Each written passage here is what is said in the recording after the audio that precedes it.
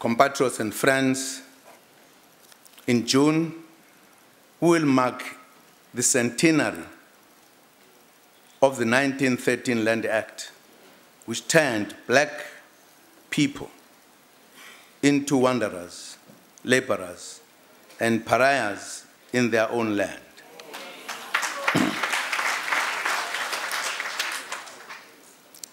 Former ANC President Sifaku Makhatu outlined as much in his 1919 ANC conference presidential address. He said, and I quote, "The Native Land Act still operates as mercilessly in different parts of the Union.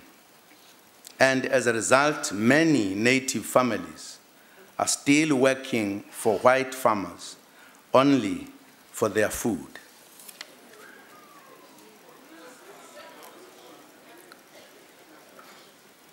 We are also honored in this year of the anniversary of the 1913 Land Act to have present among us Mrs.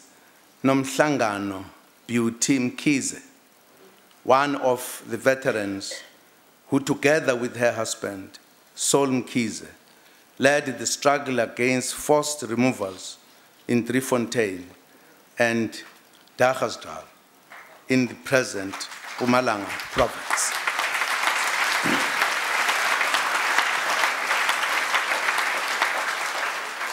Ukhona wekunene la. Mazi uhleli ngapha kodwa ukhona. Nango umama.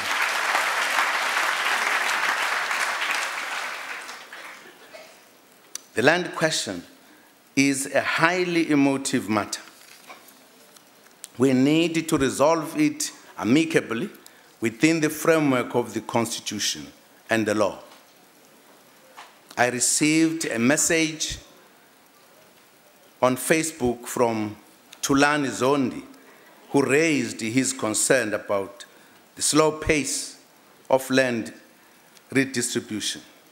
He said, and I quote him, "Mr. President, as we are commemorating 100 years since the Land Act of 1913 was introduced to dispossess the African majority,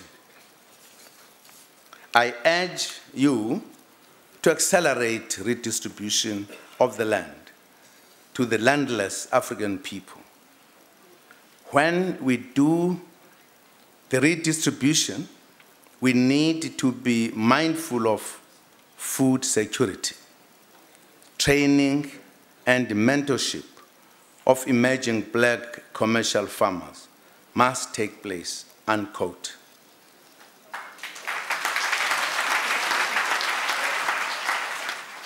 From 1994, we have been addressing the land reform problem through restitution, redistribution, and tenure reform. As stated before, we will not be able to meet our redistribution targets. Government's midterm review last year revealed a number of shortcomings in our land reform implementation program. We will use those lessons to improve implementation. Firstly, we must shorten the time it takes to finalize a claim.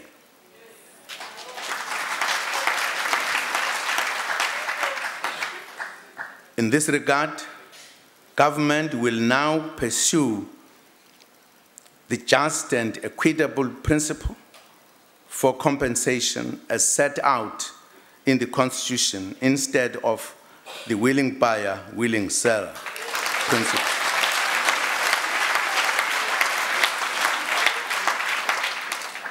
Which forces the state to pay more for land than the actual value.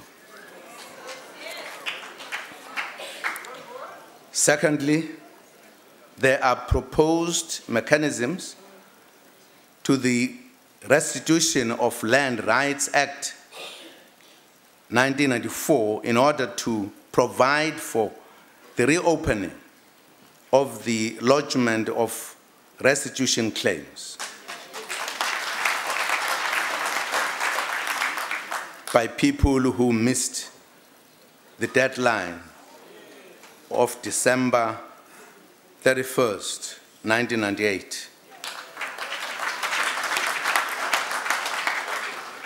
Also to be explored are exceptions to the June 1913 cut-off date to accommodate claims by the descendants of the Khoi and San.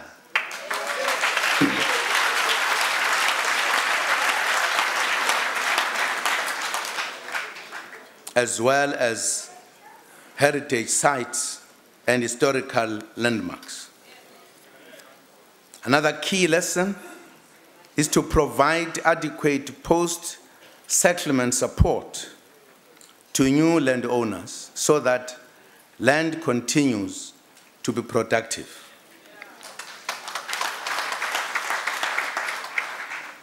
We also need to provide better incentives for commercial farmers that are willing and capable of mentoring smallholder farmers. Another challenge we have faced is the preference for money instead of land by some claimants, which also does not help us to change land ownership patterns. As part of the presidency stakeholder engagement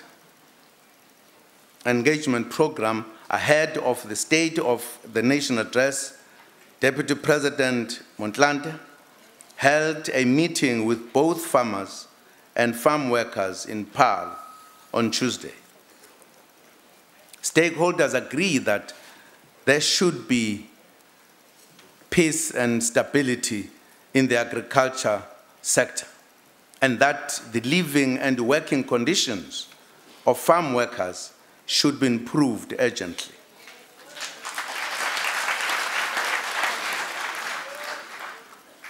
It is also encouraging that even the farmers called for the faster tracking of land reform and support to emerging farmers.